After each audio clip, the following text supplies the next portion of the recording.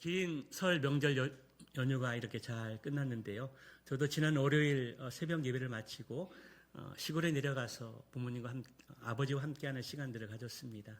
2년 전 어머니와 소천하시고 이제 아버지 홀로 계신데 건강하셔서 참으로 감사했고요.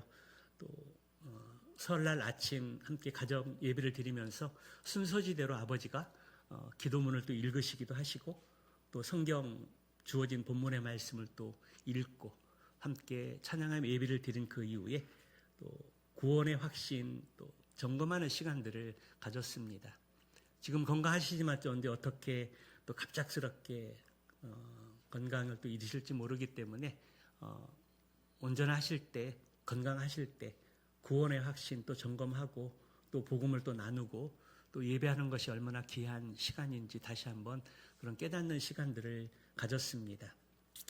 설 명절에 또 큰 탈 없이 잘 오가고 다녀오셔서 오늘 예배를 드릴 수 있는 또 건강과 또 은혜를 주신 하나님 앞에 감사와 영광을 올려드립니다. 또 25년도 우리 교회가 기도만이 답이라는 이 명제를 또 앞에 두고 우리가 어떻게 하면 어려운 이 시기에 하나님 앞에 기도하는 가운데 하나님의 일하심과 역사하심을 경험할 수 있을까 계속 말씀들을 나누고 있습니다. 오늘은 5번째 시간으로 아브라함의 중보 기도입니다. 성경 말씀을 보게 되면 최초의 중보 기도의 내용이 오늘 본문에 기록되어 있는데요. 그 주인공은 바로 아브라함의 중보 기도라는 것입니다.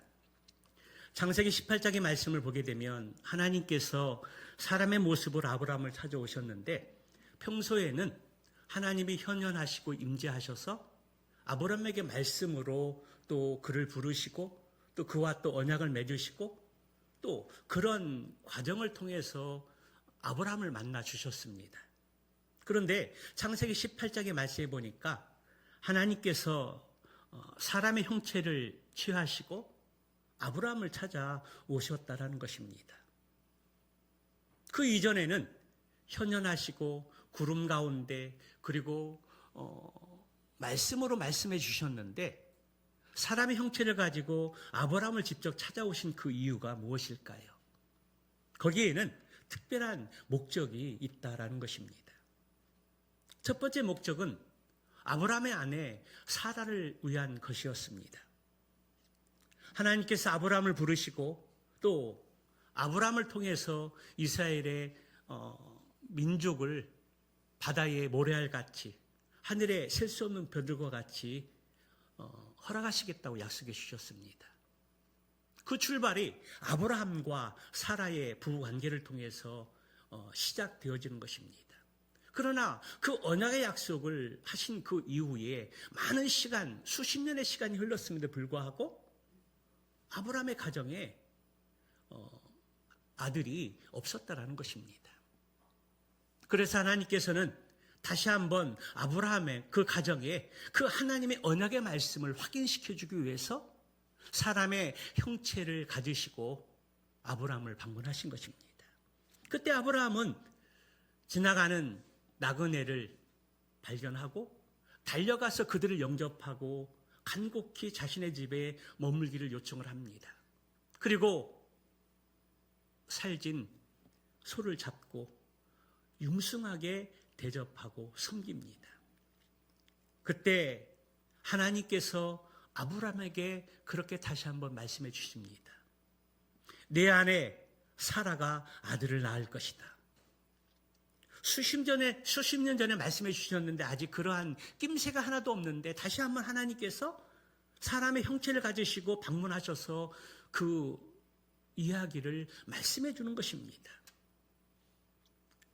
장막 뒤에 있었던 사라는 그 하나님이 하시는 말씀을 듣고 코웃음 칩니다. 여자로 말하면 생리가 끝난 상태가 훨씬 지났고 내 남편 아브라함은 이제 많이 늙었고 그래서 인간적인 어떤 방법이나 의학적으로는 도저히 아기를 가질 수 없는 자신의 환경 상황들인데 아들을 낳는다고 하니 그 말이 믿기지가 않았다는 것입니다. 그래서 코웃음 치면서 그것을 믿지 못합니다. 그때 하나님께서 뭐라고 말씀하십니까? 여호와께서 능하지 못할 일이 있겠느냐? 기한이 이를 때에 내가 내게로 돌아오리니 사라에게 아들이 있으리라. 다시 한번 확인시켜 주셨던 것입니다. 하나님이 사람의 형체를 가지시고 아브라함을 방문했던 두 번째 목적은 소돔과 고모라 성의 심판을 아브라함에게 알려주기 위함이었습니다. 하나님의 심판의 계획, 놀라운 그 비밀을 아브라함에게 알려주시고 하셨던 것입니다. 히브리서 말씀에 보면 아브라함을 일컬어서 아브라함은 나의 벗이라, 나의 친구라, 그렇게 말씀하시는 것들을 보게 됩니다. 하나님은 아브라함을 벗으로 여겼고 친구로 여기셨다라는 것입니다. 그리고 그 친구된 아브라함에게 소돔과 고모라 성의 심판을 계획을 알려주신 것입니다. 20절 21절의 말씀을 우리 한번 살펴보도록 할까요? 같이 봅니다. 시작. 여호와께서 또 이르시되 소돔과 고모라에 대한 부르짖음이 크고 그 죄악이 심히 무거우니 내가 이제 내려가서 그 모든 행한 것이 과연 내게 들린 부르짖음과 같은지 그렇지 않은지 내가 보고 알려하노라. 오늘 이 본문의 말씀을 통해서 우리는 두 가지 사실을 알 수 있는데요. 하나는 죄는 부르짖는 소리가 있다라는 것입니다. 죄는 그냥 있지 않습니다. 죄는 소리가 있습니다. 그 죄의 소리가 하나님의 귀에 들렸다라는 것입니다. 또 하나는 하나님께서는 심판하시기 전에 오셔서 확인한다라는 사실입니다. 하나님의 귀에 들린 대로 그것이 사실인지 아닌지 여부를 확인하러 오신다라는 것입니다. 여기 확인한다는 이 말은 기회를 준다라는 뜻으로서 마지막 한 번 더 기회를 주신다는 의미를 가지고 있습니다. 하나님은 심판이 목적이 아닙니다. 인간들이 죄를 짓고 나라가 범죄하게 되었을 때 하나님은 선지자들을 보내서 경고하십니다. 하나님은 그 경고의 말씀을 듣고 백성들이 자신들의 상태를 깨닫고 죄를 회개하고 하나님께 돌아오게 하십니다. 그러나 그 경고의 말씀을 듣고도 돌이키지 아니하면 하나님은 계획하신 대로 그 일들을 행하신다라는 것입니다. 우리 하나님은 심판의 목적이 아닙니다. 심판을 경고하시고 계획하시고 또 하나님의 사람들을 보내서 말씀하십니다. 그리고 그들이 그 말씀을 듣고 돌이키고 회개하면 그들을 구원해 주십니다. 심판을 거둬들인다는 것입니다. 그런데 그 말씀을 듣고도 그 말씀의 진실을 깨닫지 못하고 돌이키지 아니하면, 회개하지 아니하면 하나님은 그 사실을 확인하신 그 이후에 계획하신 대로 심판하신다라는 사실입니다. 사랑하는 성도 여러분, 그렇다면 소돔과 고모라 성의 죄는 무엇이었을까요? 그 성에 무슨 큰 죄악이 있었기에 그 부르짖음의 소리가 하나님의 귀에 들렸고, 그래서 하나님께는 그것을 확인하시기 위해서 친히 사람으로 가장하셔서 아브라함을 방문하시고 또 소돔성에 가셨을까요? 여러 가지가 있겠지만 가장 큰 죄는 하나님의 창조의 질서를 거슬려서 남자가 남자와 여자가 여자와 성관계를 갖고 비정상적인 방법을 통해서 쾌락을 추구하는 삶이라는 것입니다. 여러분, 그것이 무엇일까요? 예상하셨겠지만 그것은 바로 동성애입니다. 소돔과 고모라 성에 동성애가 만연되어져 있었습니다. 자동차에 고장난 브레이크처럼 소돔과 고모라 성은 동성애로 인해서 악의 극치를 치닫고 있는 것이었습니다. 그것은 하나님의 창조의 섭리를 거스르고 역행하는 가장 큰 죄악 중에 죄악이라는 사실입니다. 창세기 19장의 말씀에 보면 두 천사가 그곳에서 벌어지고 있는 모든 악한 일들이 정말 하나님의 귀에 들려온 그 부르짖음이 사실인지 알아보기 위해서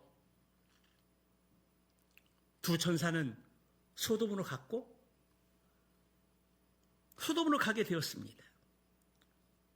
그때 두 천사를 발견한 두 나그네를 발견한 롯은 아브람과 같이 그들을 간청해서 집으로 초청합니다.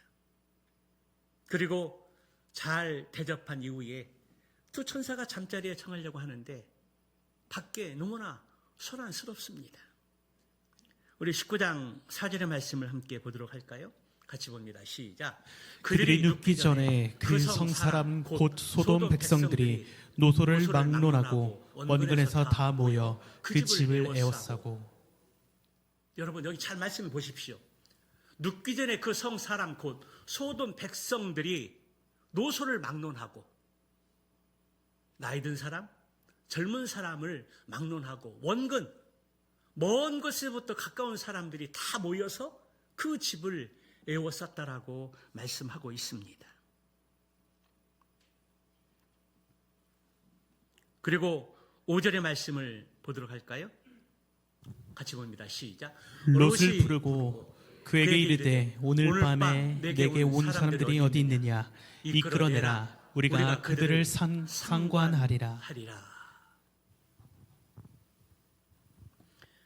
저희 친구 가운데 하나 그 작은 아버지가 이름이 상관이라는 이름이 있습니다. 김상관.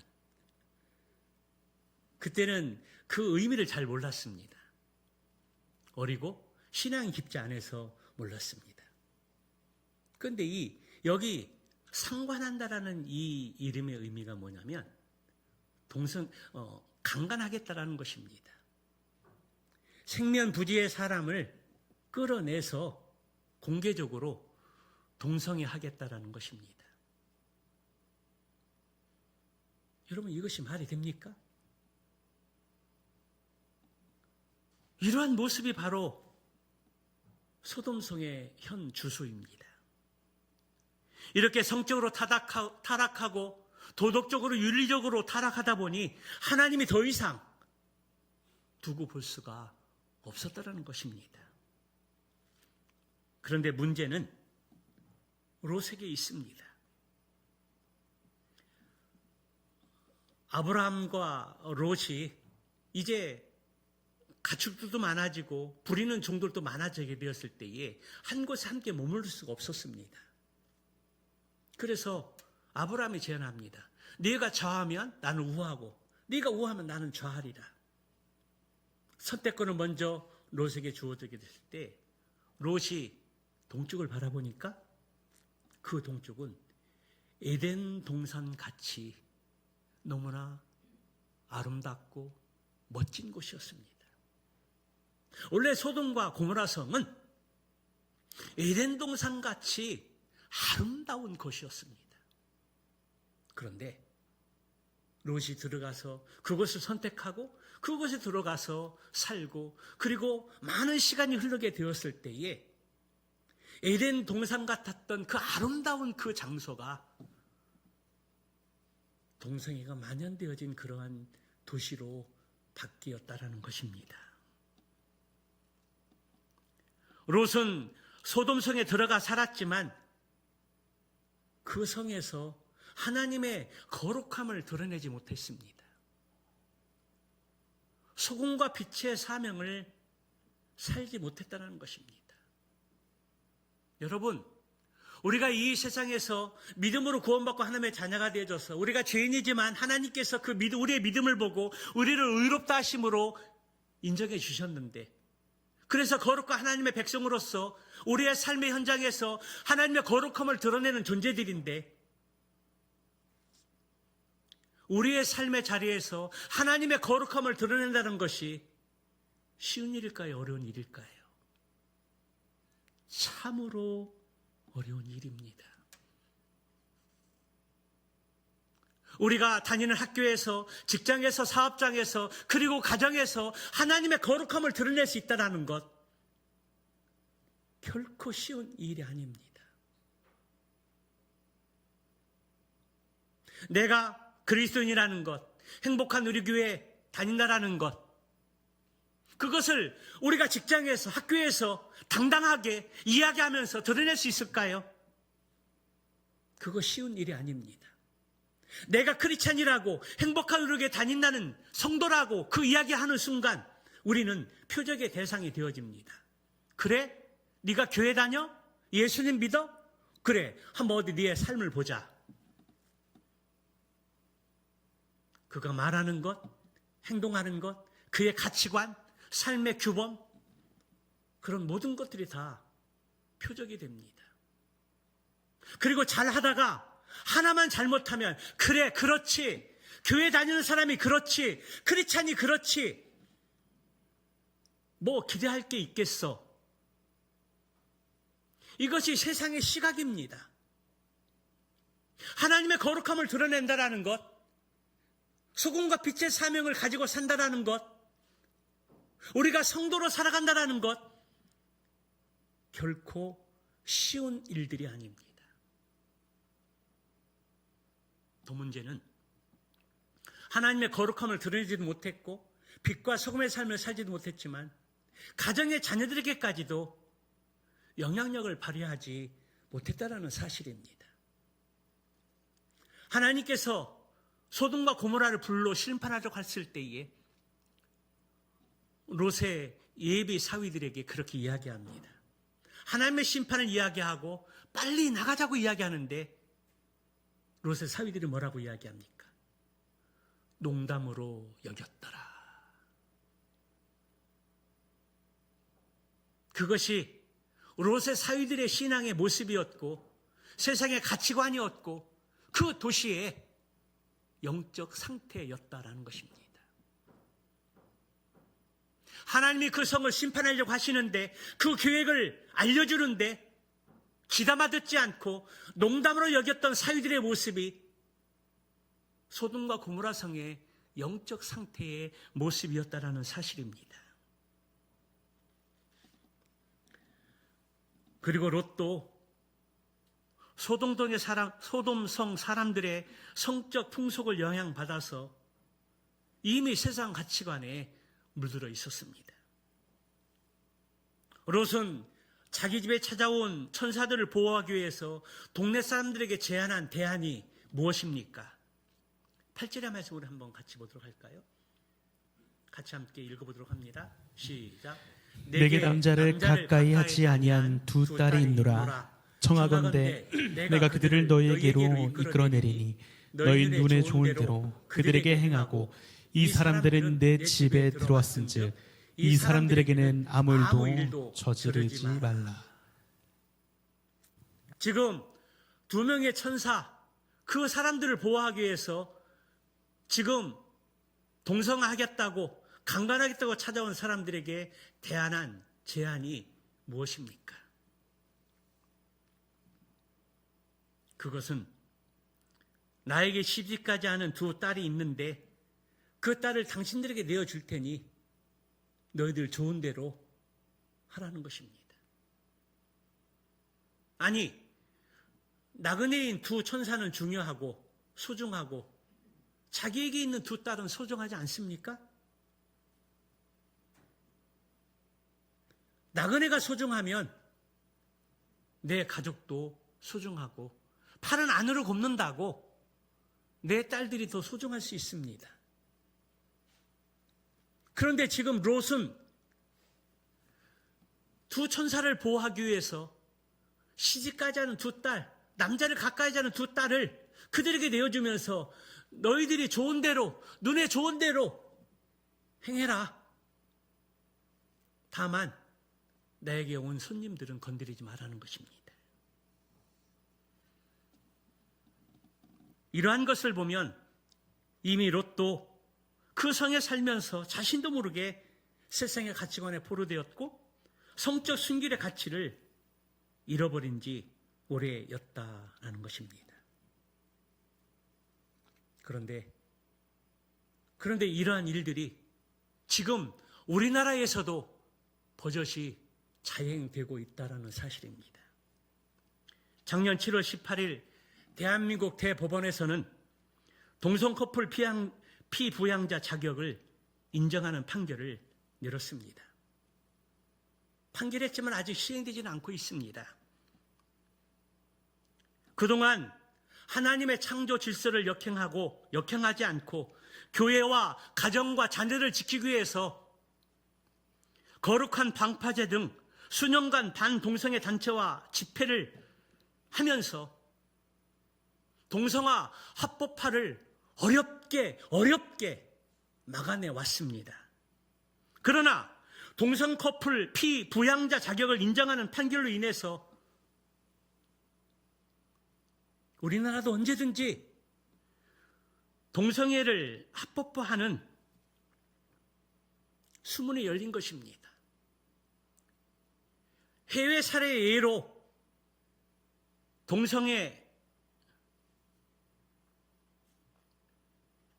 동성 커플 피부양자 이 자격을 인정했던 해외 사례를 보게 되면 1, 2년 안에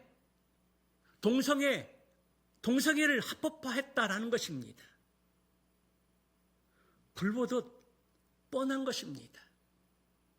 우리 힘으로 막아내면 되지 라고 말할지 모르지만 결코 사람 이로 막아내는 것은 한계가 있습니다. 그래서 지난 10월 27일 한국교회는 의기의식을 갖고 한국교회 모든 교회들이 연합예배와 기도회에 참여하기를 호소를 했고 그래서 우리 교회도 그 일환으로 악법이 통과돼서는 안 된다는 그러한 하나의 사명감을 가지고 동성애가 합법화되는 것들을 막기 위해서 우리 교회도 차를 렌트해서 함께 올라가서 그 연합예배와 기도에 참여를 하고 정말 하나님 앞에 자비와 공의를 구하면서 연합예배와 기도회에 참여를 했습니다. 그것은 다른 이유가 아닙니다. 정치적인 목적이 아닙니다.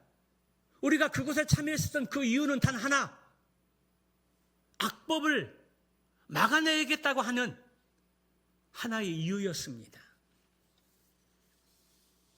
그렇습니다. 끝날 때까지 끝나는 것이 아닙니다. 어쩌면 우리 예수님이 이 땅에 다시 오시는 그날까지 이 영적 전쟁은 계속 되어질 것입니다. 지금도 국회에서는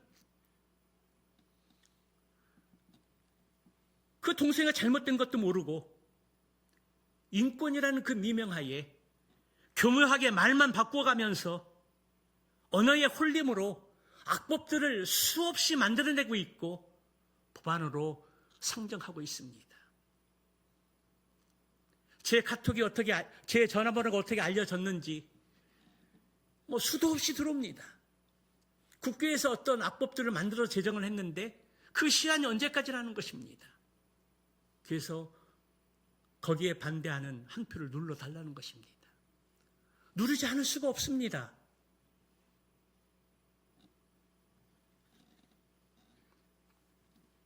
그래서 우리가 깨어있지 않으면 당합니다. 부르짖어 기도하지 않으면 언제 그 악법이 밀려 들어올지 모릅니다. 그러므로 지금 소돔과 고모라는 그들의 죄가 무엇이고 그래서 하나님의 계획이 무엇인지를 똑바로 알아야 합니다. 여러분, 그것이 무엇입니까? 소돔과 고모라 상의 가장 큰 죄는 동성애였고, 그래서 하나님이 그것을 확인하신 그 이후에 그것이 사실인지를 알고 하나님의 심판을 행하시겠다라는 것입니다. 그때 하나님으로부터 소돔과 고모라 상의 심판의 계획을 들은 아브라함의 반응이 무엇입니까? 22절의 말씀을 보면 그 사람들이 거기서 떠나 소돔으로 향하여 가고 아브라함은 여호와 앞에 그대로 섰더니, 두 명의 천사는 먼저 소돔으로 갔습니다. 그리고 세 분 중에 한 분이었던 하나님, 아브라함은 하나님 앞에 그대로 서게 되었습니다. 아브라함은 조카 롯이 살고 있는 소돔의 멸망의 심판 계획들을 들은 그 이후에 너무나 당황스러웠습니다. 그리고 다급한 마음으로 어찌할 줄 모르면서 하나님 앞에 서 있는 모습을 볼 수 있습니다. 그리고 하나님께 말을 붙여야 하는데 어떤 말을 할까? 어떤 말을 해야 효과적일까? 두려움으로 하나님 앞에 섰습니다. 그리고 생각이 떠올랐습니다. 그것은 바로 하나님의 공의와 정의에 호소하는 것이었습니다. 그래서 하나님께 이렇게 여쭙니다. 주님께서 의인을 악인과 함께 멸망하시려나이까? 소돔과 고모라의 죄악으로 인하여 심판받는 것은 너무나 당연한 것이지만, 만약 그 성에 의인 50명이 있으면 하나님 어떻게 하시겠습니까? 아브라함이 하나님께 제시한 카드는 의인 50명이었습니다. 그 땅에 의인 50명이 있다면 소돔과 고모라의 죄가 아무리 크다 할지라도 그들을 의인과 함께 죽일 수 없지 않습니까? 하나님은 공의의 하나님이신데 의인 50명을 소돔과 고모라 성과 함께 멸망시킨다면 그것은 모순입니다. 하나님의 공의가 훼손되는 일이라는 것입니다. 라고 그렇게 호소하고 있는 것입니다. 하나님의 성품에 의지하여 간곡히 청원드리고 있는 것입니다. 그런데 하나님은 아브라함의 예상을 깨고 오케이, 좋더라고 응답하십니다. 좋더라고 허락하실 뿐만 아니라 의인 50명이 있으면 이 땅의 모든 백성들까지 모두 용서하시겠다라고 말씀하십니다. 하나님의 대답을 들은 아브라함은 자신이 티끌처럼 작아졌고 부끄러워 어찌할 줄을 모릅니다. 그런 가운데 다시 용기를 내서 하나님 앞에 다시 여쭙니다. 하나님, 만일 의로운 사람 45명이 있으면 어떻게 하시겠습니까?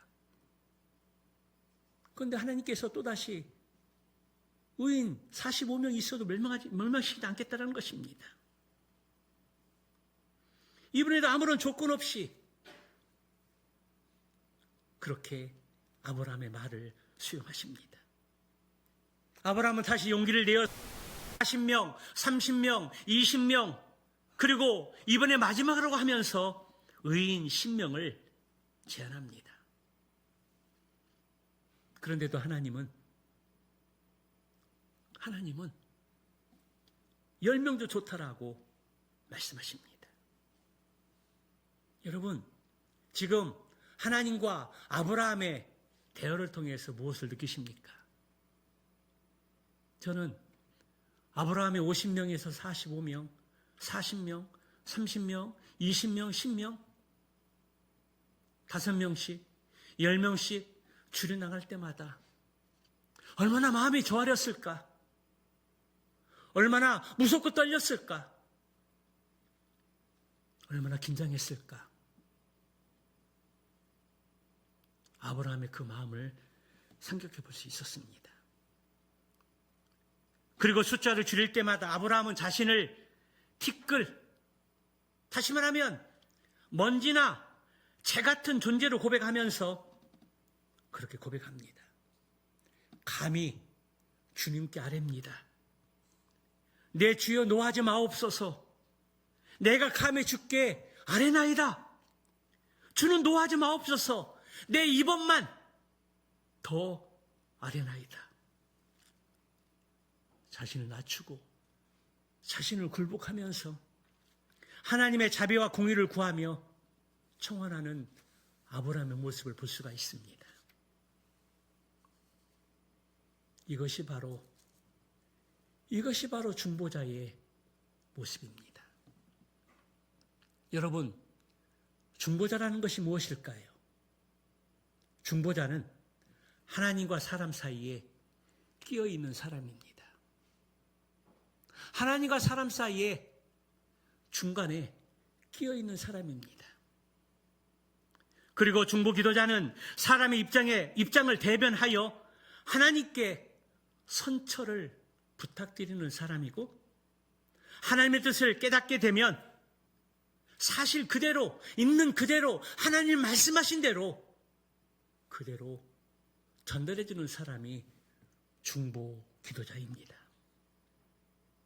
아브라함은 지금 그 중보자의 위치에서 그 역할에 대해서 최선을 다하여 감당하면서 하나님께 간청하여 기도드리고 있습니다. 성도 여러분, 지금 아브라함이 중보기도자가 되어서 의인의 숫자를 50으로부터 시작해서 10만까지 줄여가며 하나님께 간청하는 그 이유가 무엇일까요? 한 번 50명 했으면 됐지 점점 줄인 그 이유가 무엇일까요? 아마도 아브라함이 생각할 때는 소돔과 고모라 성에 10명 의인이 있을까? 그러한 두려움이 아브라함에게 있었다는 사실입니다. 그렇다면 여기 10이라는 숫자가 상징하는 의미가 무엇일까요? 성경에서 10이라는 이 숫자는 완전성을 뜻하는 상징으로 전체의 수를 의미합니다. 그래서 이 10이라는 숫자는 유대인들의 회당의 기초 구성원으로서 10가정만 되면 회당을 만들었고, 또 회당에 모여서 하나님의 말씀을 읽을 때 최소한 10명 이상이 되어야 그들이 가지고 있는 두루마리 성경을 펼쳐 읽었다라는 것입니다. 그리고 이스라엘은 나라와 민족을 구성하는 가장 기본적인 단위를 10명이라고 생각합니다. 또 아브라함의 생각에서는 50명은 안 되지만 최소한 10명 정도의 의인은 있을 것이라고 확신했습니다. 그러나 만약 의인의 숫자가 10명 정도 되지 않는다면 하나님의 심판을 받는 것은 마땅하다고 스스로 생각했을 수도 있습니다. 그런데 소돔과 고모라 성의 운명은 어떻게 되었습니까? 그들은 하나님의 심판을 피하지 못하고 결국 불의 심판을 받았습니다. 여러분, 그 이유가 무엇일까요? 그들이 멸망당할 수밖에 없을 만큼 큰 죄악을, 동성애를 범하기도 했지만 아브라함의 중보기도의 염두를 둔다면 그 성에 의인 10명이 없었기 때문입니다. 의인 10명이 없어서 소돔과 고모라 성이 하나님의 심판을 받은 것입니다. 그렇다면 여러분, 누가 의인입니까? 누가 의인일까요? 법을 잘 지키는 사람이 의인일까요? 도덕적으로 윤리적으로 깨끗한 사람이 의인일까요? 아니면 이름을 밝히지 않고 연말 연시에 큰 돈 뭉치를 행정복지타운 등 공공기관에 맡기면서 어린 이웃을 위해 써달라고 하면서 이름을 밝히지 않을 때 사라지는 그 사람이 이 시대의 의인일까요? 여러분, 의인이 누구입니까?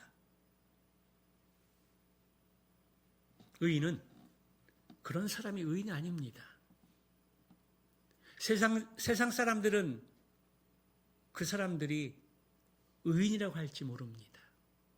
그러나 성경이 말하는 의인은 아니라는 것입니다. 하나님이 찾으시는 의인은 세상적인 기준과 가치관에 부합되어지는 사람이 의인이 아닙니다. 성경은 의인은 없나니 하나도 없다라고 말씀하고 있고 모든 사람은 다 죄인이다. 그렇게 성경은 말씀하고 있습니다. 그러면 누가 의인일까요? 하나님이 찾으시는 의인은 누구입니까? 그것은 예수 그리스도를 믿고 구원받은 성도가 의인이라는 사실입니다. 여러분 믿으십니까? 그것은 그가 죄가 하나도 없어서 의인이 아니라는 것입니다. 깨끗하고 흠이 없어서 의인이 아니라는 것입니다. 죄는 있지만 예수 그리스도의 보혈의 피로 용서받은 사람이기에 하나님께서 의인이라고 인정해 주시는 것입니다. 그래서 하나님이 찾으시는 그 의인은 바로 예수 그리스도를 믿는 성도, 그들을 일컬어 성경은 의인이라고 말씀하고 있습니다. 그러므로 누구든지 예수 그리스도의 십자가의 죽으심과 부활하심을 믿는 자는 그 믿음으로 인해서 죄상을 받고 의인이 되었으며 구원받고 하나님의 자녀가 되어진 것입니다.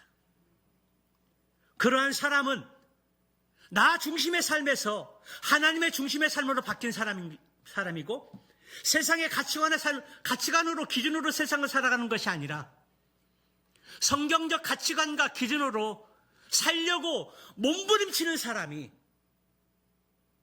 그런 사람이 바로 의인이라는 것입니다.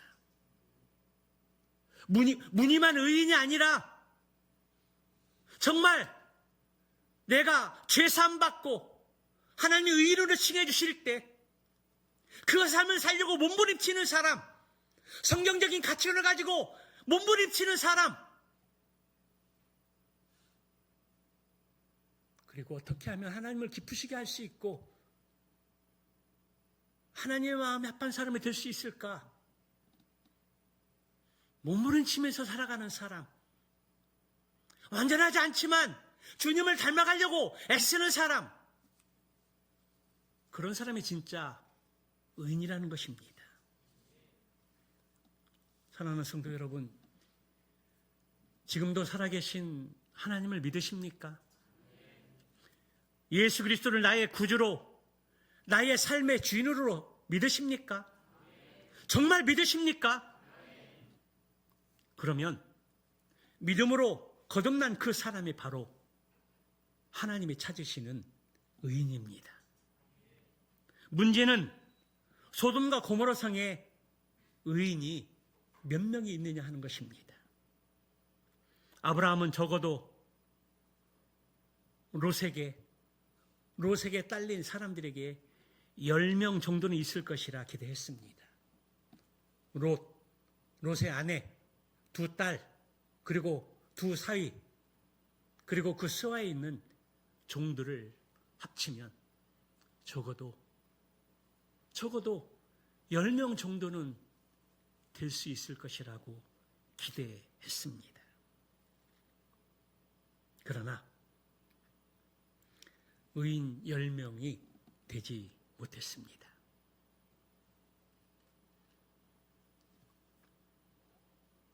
중요한 것은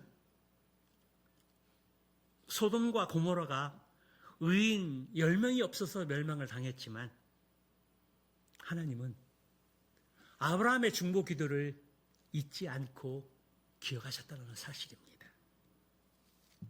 창세기 19장 29절의 말씀을 한번 보도록 할까요? 같이 봅니다. 시작. 하나님이 그 지역의 성을 멸하실 때 곧 롯이 거주하는 성을 엎으실 때에 하나님이 아브라함을 생각하사 롯을 그 엎으시는 중에서 내보내셨더라. 아멘. 소돔과 고모라 성에 의인 10명이 없어서 하나님이 불로 심판하실 때 하나님이 아브라함을 생각하사 아브라함의 중보 기도를 기억하시고 그 성을 엎으실 때, 불로 심판하실 때 급하게 아브라함의 구성원들을 내보내셨다라는 사실입니다. 하나님이 아브라함을 기억하사 롯을 구원했다라는 것입니다. 그렇습니다. 오늘 여기에 우리의 희망이 있습니다. 하나님께 아브라함을 기억하사 그 성을 엎으시고 불로 심판하실 때 아브라함을 기억하사 아브라함의 중보기도를 기억하사 롯을 내보내셨다라는 것입니다. 그렇습니다. 목숨을 걸고 드리는 중보기도는 헛되지 않습니다. 약속의 말씀을 붙잡고 간절히 기도를 드리는 부르짖음은 우리 하나님께서 반드시 응답하실 줄로 믿습니다. 야고보서 말씀에 보면 의인의 기도는 역사하는 힘이 어떻다고요? 큽니다. 할렐루야. 그게 하나님의 약속의 말씀입니다. 의인의 기도는 역사하는 힘이 큽니다. 누가 의인입니까? 예수 그리스도 십자가의 죽으심과 부활하심을 믿고 삶의 변화를 가지고 예수님을 닮아가고 성경적인 가치관으로 하나님 중심으로 살려고 몸부림치는 사람, 그 사람들이 바로 하나님이 찾으시는 의인입니다. 믿는다고 고백하고 몸만 구원받은 의인이 아니라 정말로 하나님이 찾으시는 의인이 되기 위해서 몸부림치는 사람, 그 사람이 바로 의인이라는 사실입니다. 그래서 오늘날 우리의 중보기도가 너무나 중요합니다. 우리가 살고 있는 이 세상은 죄악으로 가득 찬 세상입니다. 선이 악을 이기는 것이 아니라 악이 선을 이기는 거꾸로 가는 세상입니다. 포괄적 차별금지법과 동성애가 줄어드는 것이 아니라 점점 말만 바꾸어서 법안으로 상정하고 또 그것을 어떻게 통과시킬까 힘쓰는 사람들이 너무나 많이 있습니다. 이때 우리 그리스도인들이 해야 할 것이 무엇일까요? 하나님이 우리 그리스도인들에게 기대하는 것이 무엇입니까? 그것은 바로 다른 것이 아닙니다. 기도입니다. 하나님의 약속의 말씀을 붙잡고 간절히 기도하는 것입니다. 느헤미야 선지자처럼 하나님께 기도할 때 나의 죄뿐만 아니라 조상들의 죄를 함께 회개하고 기도하면서 하나님의 자비와 공의를 구하면서 간청하여 드리는 기도입니다. 사랑하는 성도 여러분, 오늘 이 약속의 말씀을 뇌마의 말씀으로 받고 저와 여러분 한 사람 한 사람이 중보 기도자가 되어졌으면 좋겠습니다. 하나님과 사람 사이에 중간에 끼어 있어서 하나님께 백성들의 상황을 호소하고 선처를 구하면서 하나님의 뜻을 구하는 중보자가 되어졌으면 좋겠습니다. 그리고 그 기도 제목을 가지고 하나님 앞에 나아가 이렇게 기도했으면 좋겠습니다. 하나님, 대한민국을 회복시켜 주시옵소서. 하나님, 교회를 버리지 마옵소서. 다시 소송시켜 주시옵소서. 하나님, 사랑하는 우리 자녀들 하나님께 맡깁니다. 우리 자녀들의 믿음을 회복시켜 주시고 다윗처럼, 요셉처럼, 다니엘처럼 믿음의 바로 선 자녀들로 회복시켜 주시옵소서. 우리가 하나님 앞에 중보자의 사명을 잘 감당할 수 있는 믿음의 사람들 되게 하여 주시옵소서. 이러한 기도의 제목을 가지고 한 주간 동안 하나님 앞에 서서 믿음으로 기도하는 가운데 그 중보기도의 그 은혜가 하나님 앞에 상달되고 하나님이 그 중보기도를 기억하셔서 이 민족을 살리고 우리 교회를 회복시키시고 그리고 자녀들을 다시 세우는 놀라운 은혜가 저와 여러분의 가정과 일터 위에 함께 하시기를 주님의 이름으로 축원합니다.